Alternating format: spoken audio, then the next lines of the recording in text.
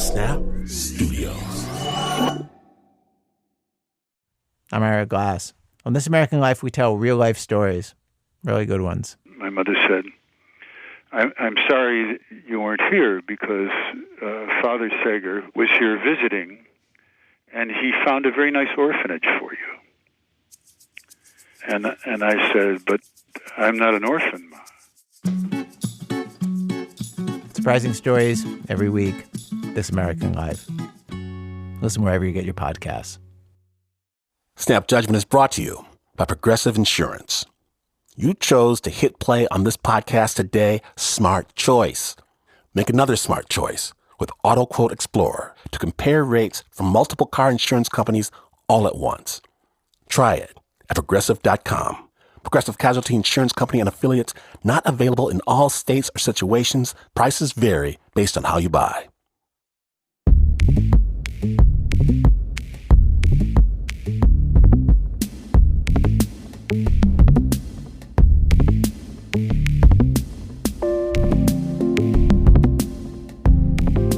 Okay, so there's a story that I wanted to tell you. It's a personal story, an odd story for sure. And I worked on this story for probably 2 weeks, rewriting, refining, tweaking. Then finally, I go into the studio. And I performed the hell out of this story, if I do say so myself. Bam! And I know that you are going to love it. But then a few days later, my partner in all things Snap, the Uber producer, he wants to have a chat. Okay. First starts in talking about the old days. We've known each other since we were in school in Michigan many, many years ago. He asked me, yeah, where'd you go on that college trip with your daughter? And I started to get a little suspicious. What is it? Where's the knife? And he's like, well, I was thinking, that story you did? Yes, that story, yes. Well, that story, it doesn't work. What? What do you mean that story doesn't work? And I argue, I disagree, but he knows me well enough as a friend to tell me his truth in a way that I can hear it. Like I said, we've been through some things together, he and I. One of my oldest and dearest compatriots. So he's already anticipated how I'm going to react, what I'm going to say before I even know myself. It's one of the universe's greatest gifts to have someone like that. Not someone like that, to actually have him in my life, because what if instead the person that knows you most of all, better than your mama, better than your spouse, what if that person's not your friend at all, but your enemy? Today in Snap Judgment, we proudly present The Wedding Guest, an amazing chronicle of two men with the very closest of bonds. My name is from Washington. Please tell everyone to go away and leave you alone for the next few minutes. Go on ahead, let them know they can wait, because you're listening to Snap Judgment.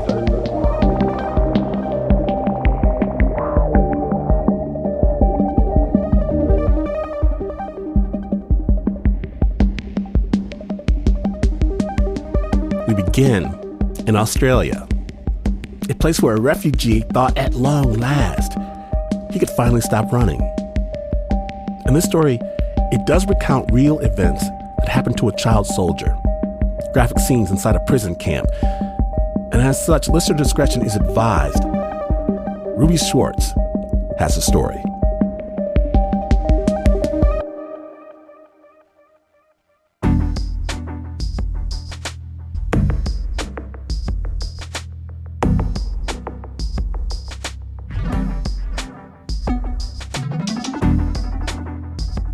In late 2004, Ayik Shutdang was on the road. He was driving to a church in Brisbane, a city on Australia's east coast.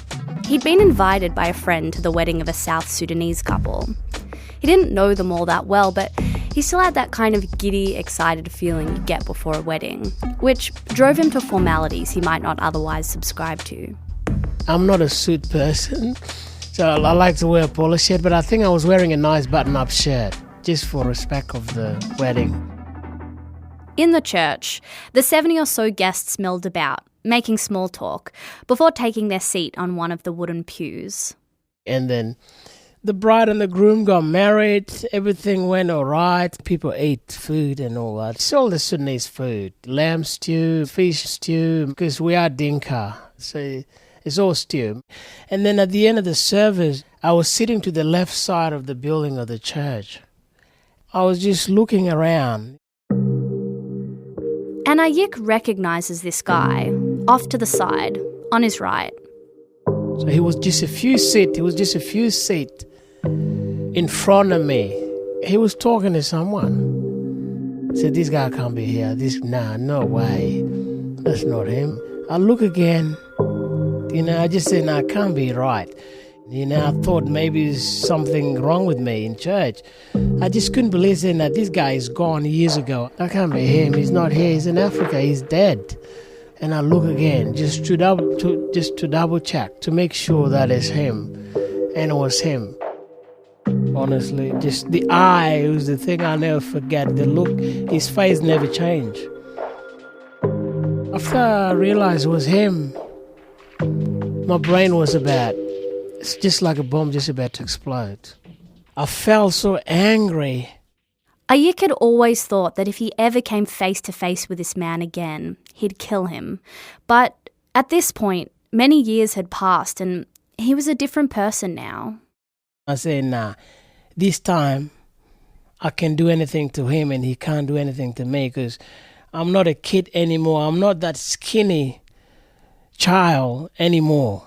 So what I did, I walked straight back to my car, jumped in the car, went home. While I was at home, everything started pouring back in my head. I went back to when I was a child again. When I was a child under his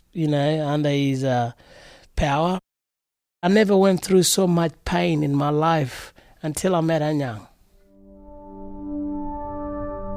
Ayik last saw this man, Anyang, about 10 years ago, when he was just a 13-year-old boy. He was living in Sudan, which at the time was experiencing its second civil war, and Ayik had just been enlisted in the Children's Army. That first day, when he arrived at the base, this sprawling encampment with tents dotted all over the red, dusty earth. I look around, children's everywhere. Everywhere. Oh, there were hundreds of them. I felt, okay, this is good. Now I'm going to get trained. I'll get my uniform, I'll get my boot, I'll get my gun. I wasn't really scared, I was excited. But it didn't take long for Ayik to realise that the Children's Army wasn't what he'd expected. The training was hard. He had to train from 4 a.m. well into the afternoon's hottest hours. You run 20 meters away, 20 meters back, and if you make a little mistake, you get whipped by the trainers from the back. There might be 2 of them or 3, and you just run. You just have to get it right, or you pay for it. There was very little food to go around, usually just ground maize or corn if they were lucky. I was just sick of the punishment you get from training. But the thing is, once you join the Children's Army, there's no just packing up and leaving. You're stuck. Once you join, that's it. The only way to get out is to escape. So Ayik started asking himself, how can I get out of here? Because I can't go back to my auntie, because my auntie's hours away toward Ethiopia.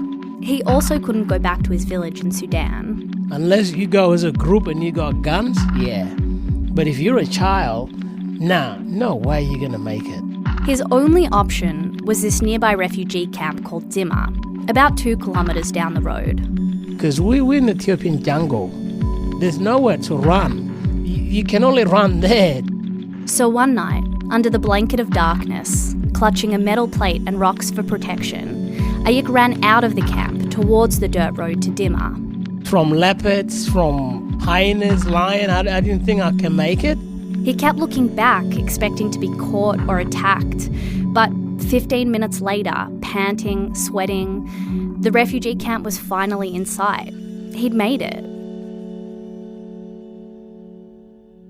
And then a few weeks later, at the refugee camp, the army come at night time. They get a bunch of grass, light it up, they walk into this little hut, light it looking for boys. Every few days, the bosses from the children's army camp would do a sweep through the refugee camp, looking for children that might have escaped. During one of those sweeps, they found Ayik. They pulled him out of the hut he was sleeping in. And they caught me and took me back to the camp, to the Red Army camp. We got thrown into this, it was a makeshift little prison. It made out of branches of tree. And during the day, around 12 o'clock, they bring you out. That's when Ayik met the army's prison guard for the very first time. The guy responsible for punishing those who tried to escape. And his name was Anyang. Anyang was 16 years old. He was solid and he towered over Ayik. But I didn't take him as just, he's going to be a bad person. I thought, he's doing his job and he's probably going to punish us today, and that's it. First, Anyang put him in a hog tie. You know, your elbows are tied to your ankles, you know, and you just on your chest. And you're in the sun, you know, lying in the sun. After a day of almost non-stop beatings, Anyang threw Ayik back in the prison. Ayik begged him for water. By the end of the day, Ayik was so thirsty that he had no choice but to drink his own urine. So what happened was I escaped. That very same night, Ayik broke out of the prison and ran back to the refugee camp.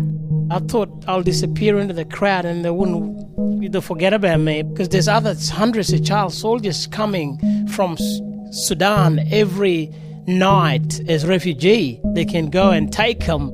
And then I got caught again. So he tried escaping again, a third time. Some night, around 3 o'clock, I'll just go and climb the tree. Because when they come, they didn't know there'd be someone on the tree. Then a fourth time. And then again, the same guy with his group, come and get me.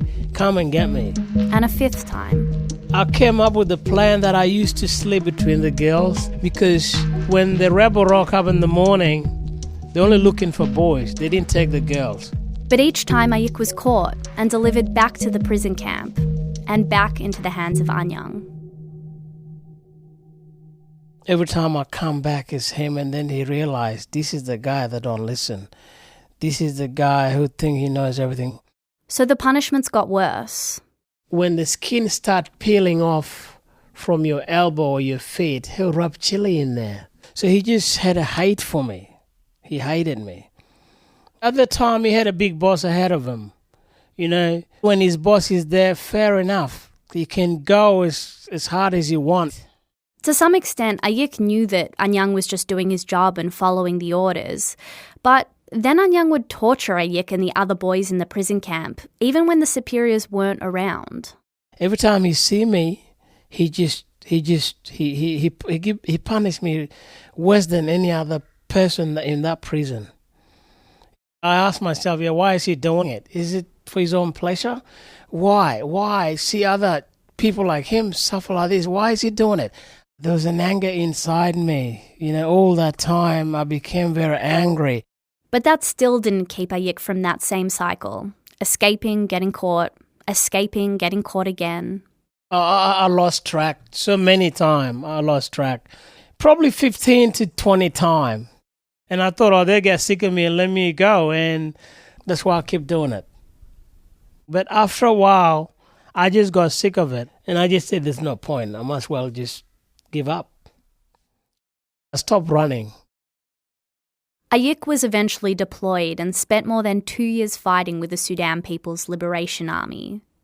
He finally got out when his sister, who was married to an army captain, managed to organise a passage for him to travel from Sudan into Nairobi, Kenya. When I came to Kenya, we went to this hotel and I just felt so, saved. Nothing felt like that. I swear to God, I never felt like that. From there, they applied for resettlement, and not long after, they were on a flight to Australia. To get away, go somewhere where you can eat, you fill up your belly, you sleep peaceful, you're not going to hear weapon, you're not going to run. I felt like this is it. This is a new life. I was very hopeful.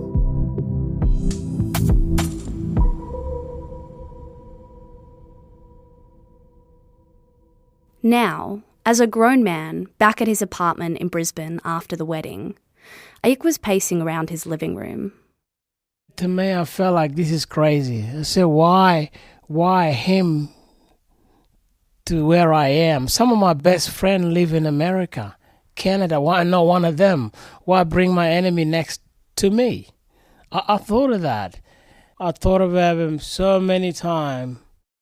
Even though Ayik was living this new life in a new country at peace, these thoughts about Anyang and all the pain he inflicted on him, they kept coming up in flashbacks.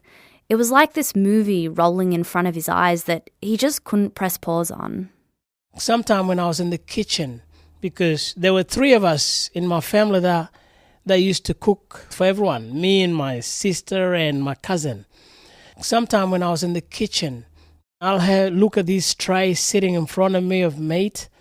My mind will start thinking, oh, okay, if you cut into that meat, you'll be like you're cutting into your nephew and nieces. All this crazy thought come into my mind. Sometimes I'll just stick the knife in the steak and go to the park. And then come back. And my sister will say, how come you didn't do that? I said, because I don't want to. I didn't want to tell her what I was going through. I didn't want to tell her that thing remind me of the war when I was a soldier. Ayik's life in Australia had not gone how he'd planned. He couldn't hold down jobs, he got a taste for drugs and booze, and eventually he became a low-level drug dealer. I went through in Australia going to prison, having a fight with a girlfriend, having a fight with the police, having a fight with people at the pub. I was diagnosed with post-traumatic stress disorder. Sorry, Ruby.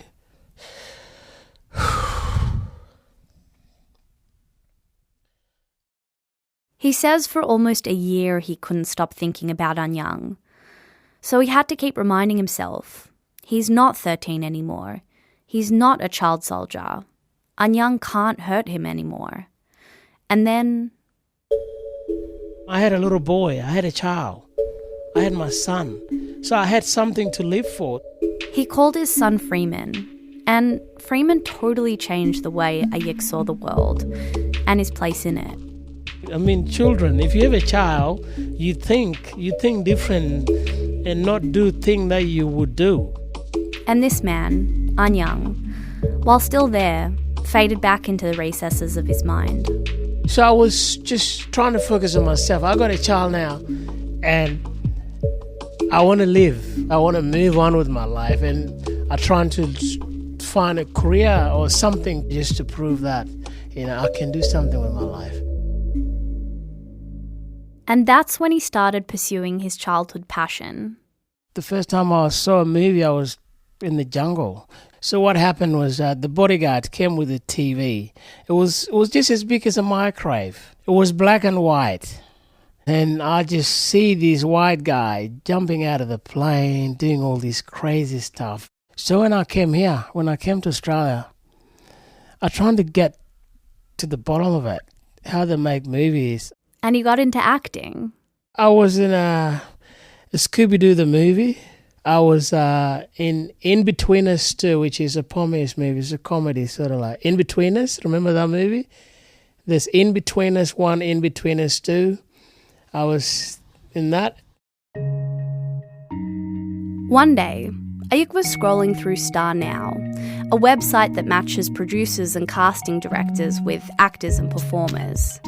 He came across this call out for a TV show called Look Me in the Eye, which would be broadcast on SBS all across Australia. The premise of the show was to reunite two estranged people by placing them in a room where they'd look at each other in the eyes for 5 minutes to see if eye contact alone can bring people back together. Think long-lost father reuniting with his child, or best friends coming back together after a fight, that kind of a thing. So what I did, I wrote to them about a guy who I helped save from a leopard. When I was a child soldier, we had a leopard that we were racing. That leopard got big. One day attacked this guy and nearly killed him. So I helped save him from a leopard. And it'd be good to see him. A few days later, he got a call from the show's producers. They say, okay, you're telling us that you helped save someone from a leopard. Okay, and how did you get to have a leopard? I told them I was a boy soldier in Sudan. And then they told me, okay, who can prove that you were a child soldier? It had been more than 10 years since Ayik had seen Anyang in church that day. But at that moment, for whatever reason, Anyang was the first name that popped into his mind. I said, I didn't want to talk about it, but the guy that used to torture me, I ran into him years ago in church. And they said, okay, so what did this guy do to you? I said, this guy he ran the prison. He was the boss of the prison. And he tortured me when I was in the war. As soon as he said those words, he knew what the producer was going to say. Of course, that's the story they wanted to hear. Not the one about Ayik saving a boy from a leopard, but the one about Anyang, the man who had tortured him. We think this story is more powerful than that. I say, yeah, it's more powerful, but there's so much pain in that one. When the producer asked Ayik if he'd be willing to confront Anyang on national television, he wasn't sure what to do. He didn't know what to say.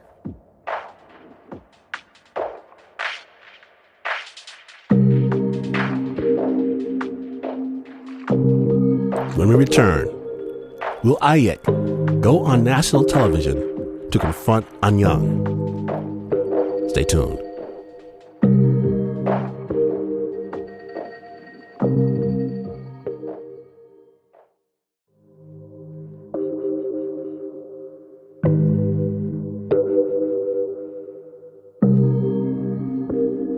Welcome back to Snap Judgment, the wedding guest episode.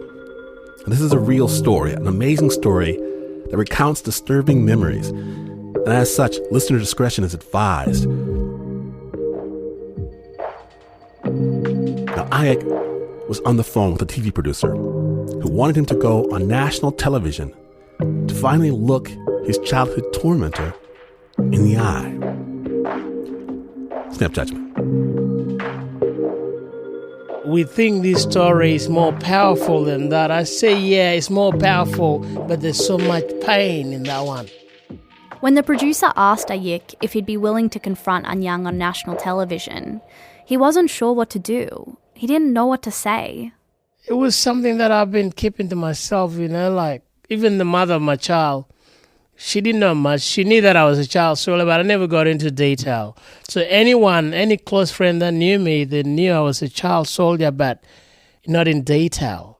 He also honestly wasn't sure what he was capable of, if he'd be able to control himself in front of Anyang. And I say, I got a boy now. If I snap, then I'm gonna do something bad to this guy. Then I'm gonna spend the rest of my life in jail. Ayik told the producer that he had to think about it. And so he did. For weeks, he went back and forth about whether to confront Anyang on national television. And finally, one morning he woke up and decided that yes, he would do it. I decided to just go with coming face to face with Anyang because he's the only person that can tell me what he was thinking at the time, why he did what he did to me. I wanted to do it for myself because all these years I was in Australia it was like a ticking bomb. A few months later, Ayik found himself on a plane to Sydney, where the show would be filmed.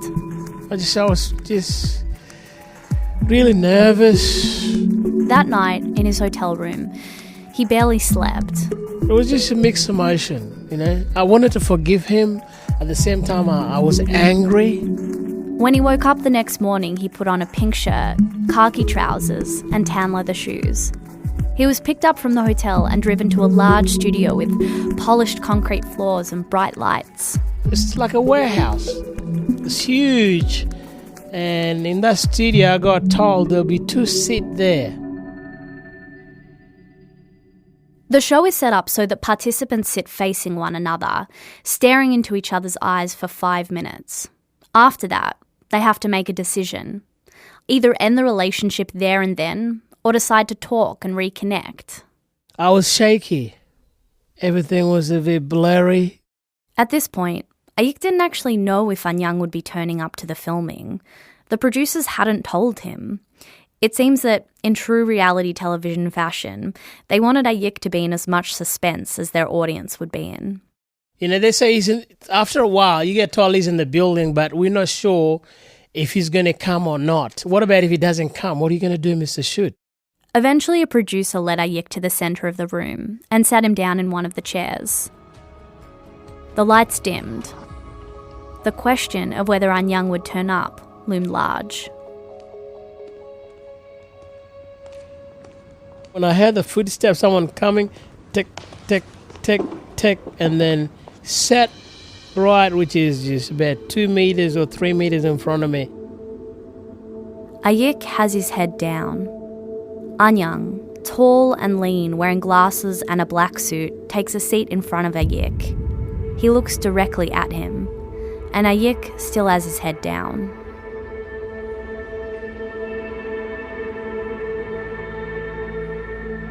And then I look up, and there he was, Anyang, sitting right in front of me, looking at me.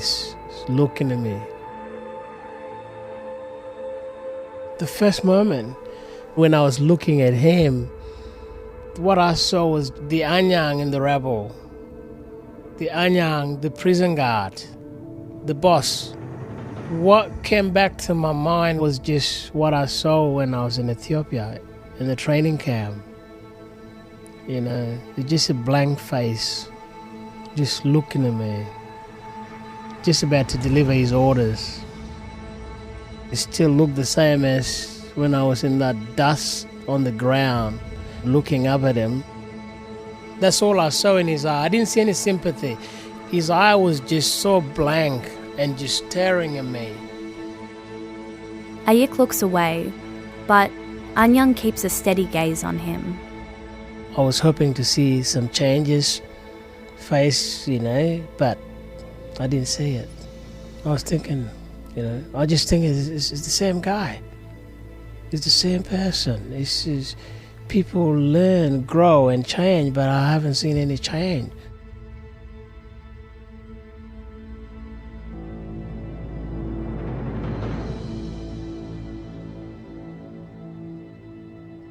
Suddenly, the lights brightened and the 5 minutes were up. Anyang was the first to stand up and walk out. But Ayik, he doesn't move from his chair. It's like the weight of those last 5 minutes keep him in the chair. Eventually, each man is directed into a separate room to consult with their producers, and Ayik had a decision to make. The eye contact was the beginning, but I wanted to know the way he was looking at me. What was in his mind? What was he saying? Because what I was seeing there is hard to read. So you definitely want to go and you want to talk to him? Yeah, I wanted to talk to him. But, of course, reality television producers are kind of known for their pushiness, that sort of nothing gets in the way of good TV kind of an attitude. Was that really a decision for you when you were kind of talking to the producer? Was there any chance that you wouldn't actually talk to Anyang after? I wanted to talk, and he wanted to talk too. Back in the studio, in their seats, Ayik began asking questions. He says he ended up talking with Anyang for quite a while, but only a few minutes of that conversation was actually aired. The most tear-inducing minutes set to a dramatic, melancholic orchestra of strings and piano. Just going back to the training, you put me in jail a few times. Yeah. There were a lot of other child soldiers there. I wanted to know exactly, did you ever kill anyone in there? Whether it was a mistake or what have you done, I wanted to know. Yeah, actually, I didn't kill anyone there. See, to be honest to you, I knew what I did is something wrong. I understand the feeling in your heart, because every single night when the memories come up, what I did, it is there in my mind throughout. So when I revise what happened, I don't feel comfortable when I don't sleep. It hurt you, and you went through it all these years. I knew it's still in your heart there, but please, I'm asking you, can you forgive me? Let us start a new chapter of life, please. Ayik, please. Before I came here, I went mental.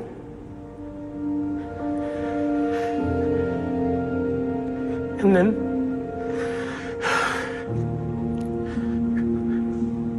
when I was here, my life changed.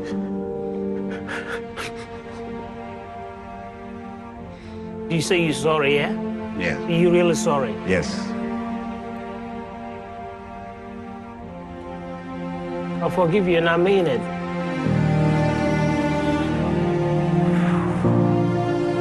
So I'm finished with this today here. Just to move on. And I wish you the best in everything you do, Go on with your life and be good to everyone. But I have forgiven you. A breakdown, like tears of, someone who is angry, tears of someone who wanted to forgive. After that, he just couldn't take it anymore. I thought, his past is catching up with him. So he just took off. He said, I have to leave. After embracing Ayik, Anyang says to him in Dinka, I'm going, and walks out of the studio.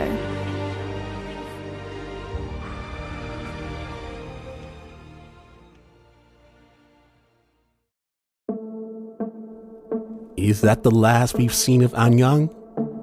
Find out when the Wedding Guest episode continues. Stay tuned.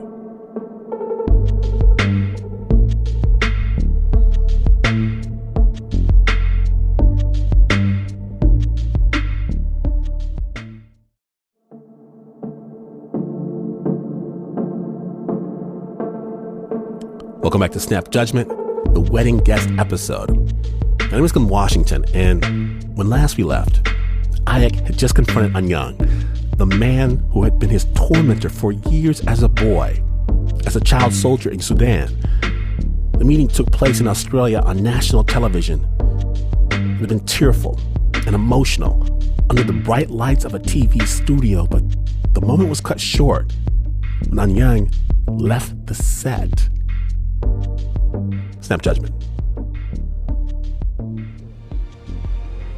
After embracing Ayik, Anyang says to him in Dinka, I'm going, and walks out of the studio.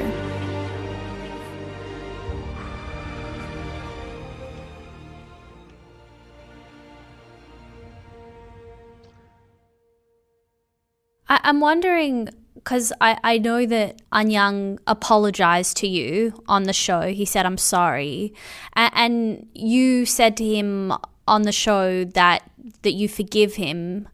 I'm wondering, did you really mean that? Because it feels kind of unbelievable that such a brief moment and something so public could kind of, I guess, lead to that? Some people say, I'll never forgive anyone like that.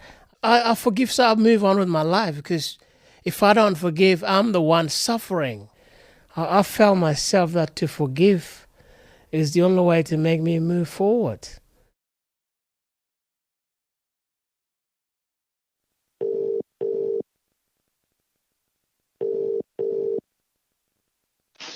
Hello?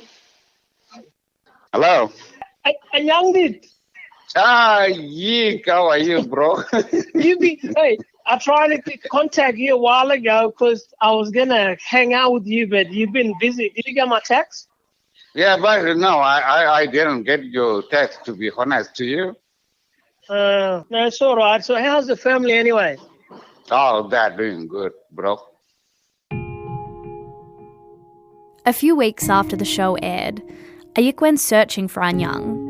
He found his number through a mutual friend. He wanted to see him again. I just wanted to just get to know him as a person and see more about him, if he's changed. Is he really sorry for what he said on national TV, or does he mean it? So Ayik was really nervous that first time he dialed Anyang's number. And he couldn't believe Anyang's reaction. Anyang said, yeah, sure, come to my place, hang out. I went there, parked my car, walked to the unit. Here's water. Do you want tea? Do you want coffee? Do you have a seat? At first, it was mostly just small talk, but pretty quickly they started opening up to each other. And he talked about his own family, that he's got children, what he's doing with his life. And then something just connect. And he says, oh, you going to stay? I said, yeah, I want to stay here tonight. One night extended to 2, and then 3. I was sleeping at his house for a week. Every evening that week, Ayik would finish work, pack a bag, and drive to see Anyang. They shared meals, they watched TV together. I even learned his humour side. He's got humour, like I felt like I was close to him.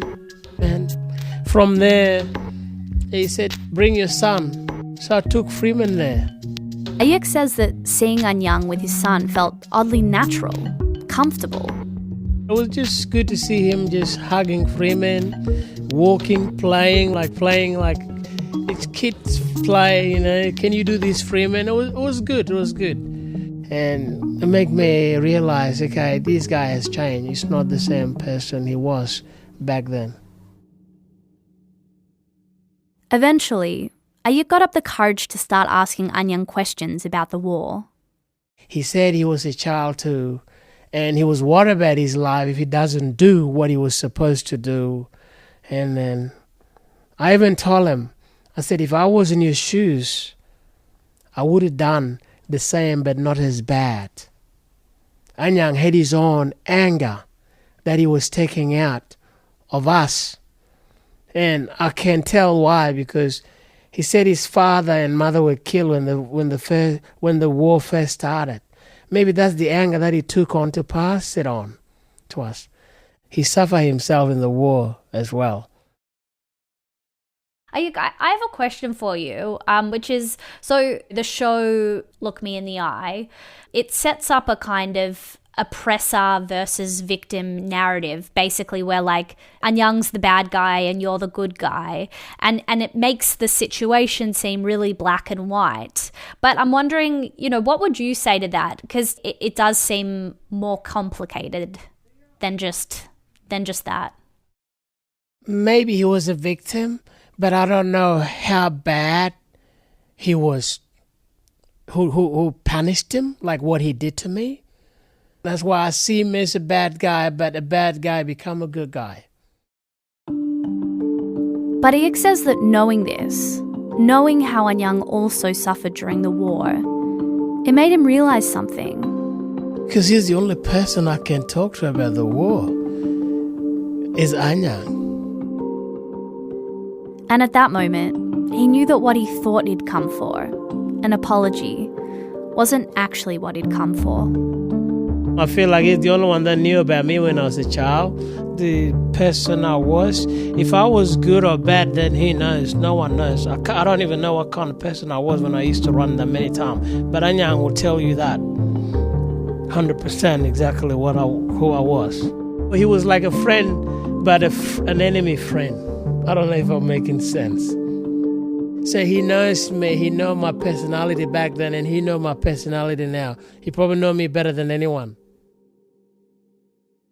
Over the years, the two men have spent quite a lot of time together. But these days it's more Ayik reaching out to Anyang. See, but we do talk, but I think he's going through a lot right now. That thing, probably him being through the war and all that is catching up with him. Sometimes Ayik does reach him on the phone, and they catch up, like they used to. Yeah. How are you doing, bro? I'm all right, and young man. It's hard with the baby, that's about it, but everything is going, it's all right, just struggling. Yeah. But everything will be all right, everything will be all right. Do you know, there's two things. To be alive is good, but living is hard. So. Okay. I like that. I like that saying. Yeah. That's part of the life, So. Yeah, when are you going to come for a beer?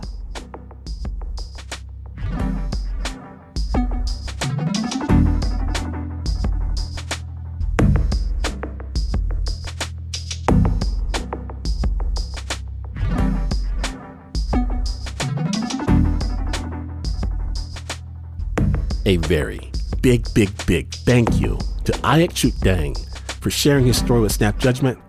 Ayik and Anyang are still in touch, and they remain friends. That story is produced by Ruby Schwartz and edited by Nancy López. Special thanks as well to Wendy Love. Now, there is no way we came even close to covering all of Ayik's story. You can catch Ayik on Harrow, a crime drama now airing on the Australian Broadcasting Corporation, ABC. He appears as a biosecurity officer. And in between acting and parenting, Ayik has also managed to write a memoir. One of those stories in that memoir you may be familiar with, they're called The Leopard Story, the one that those fancy TV producers in Australia turned down. Now, it's a bit graphic, sensitive listeners are advised, but let's give you the chance to judge for yourself. Ayik is going to take us back to his days as a young boy soldier in Sudan. When I was a child soldier, we had a leopard that we were racing. Somehow, some of the child soldiers went to the bush one day and found and brought a little cub, one of the cub home, and then we raised our cub.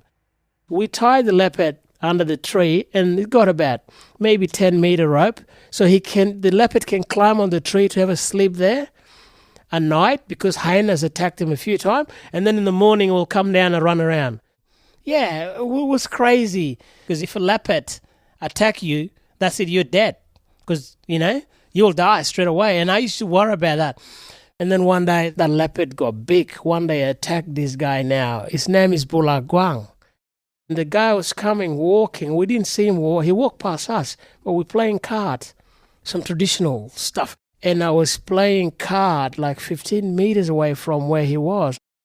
All I can hear is just the guy screaming and the leopard on top of him. I loaded my gun and I ran toward the leopard. I was just about to shoot. One of the guys said, "No, don't shoot. So what I did, we turned the gun around. I turned the back of my gun around and started hitting the leopard on the head. This leopard probably about 100 kilos, because we fed him too much. And by the time the leopard let go, the blood was pumping out of the guy's throat. Every time he was breathing, there's a bubble. So one of the guy took a shirt and tied on his neck just to keep the blood in there. And then the guy was transferred to another, I think it was maybe an hour drive, because we were at this place where we only keep weapons, so there wasn't good doctors there. But if you drive an hour, there's United Nations there. There are real doctors, what you call white doctors. They're the one that can save him. So he got there. I never heard from him. I thought he was dead until 3 months or 6 months later, I ran into him and he was alive. And I said, "Oh, you made it." He said, "Yeah, I made it." And I just couldn't believe it. But it was him. And I helped save him. And it's true. It's true. I swear to God. Even in the war, there's a lot of child soldiers who I'm friend with now here in Brisbane, Australia. When they tell me their stories, I get goosebumps. I shake, I shivered, because every one of us got a story. So I thought if we tell my story, it might not be a good one, but I can learn from a funny story. I can learn from a bad story. We all got a story. Any story you learn something from.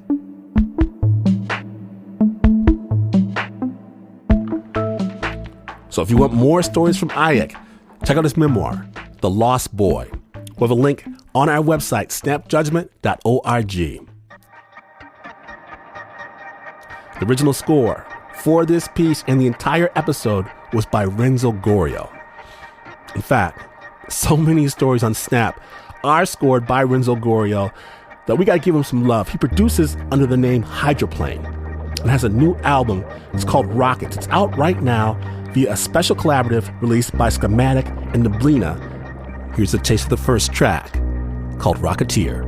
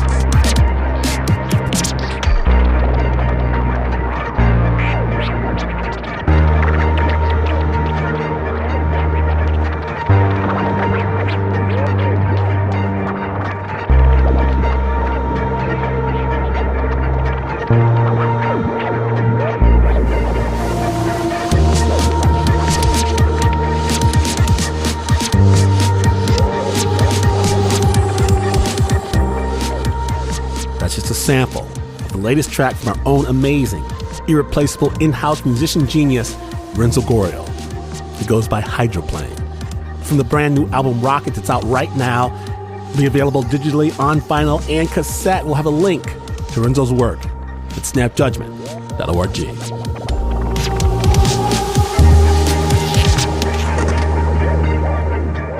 Oh yes, we did it again. We got here together. If you missed even a moment, subscribe to the Snap Judgment Podcast. More stories, more music, more adventures await. If you want to join the conversation, follow Snap on the Twitter, Instagram, Facebook. Don't miss a beat. Yes, there is swag. Snapjudgment.org. Yes, more stories. You have a story you need to share with us? We'd love to hear it. Send it to us. Pitches at snapjudgment.org. Snap is brought to you by the team that knows to run away from leopards, except for the producer, Mark Ristich, of course, Nancy López, Pat Mesiti-Miller, Anna Sussman, Renzo Gorrio, John Facile, Shayna Sheely, Teo Ducot, Flo Wiley, Marissa Dodge, and Regina Bediaco. Well, this is not the news. No way is this the news. In fact, as a youngster, you would see your pet leopard attack a gun-toting militant and recount the incident It's just an interesting childhood memory. And you would still not be as far away from the news as this is. But this is PR.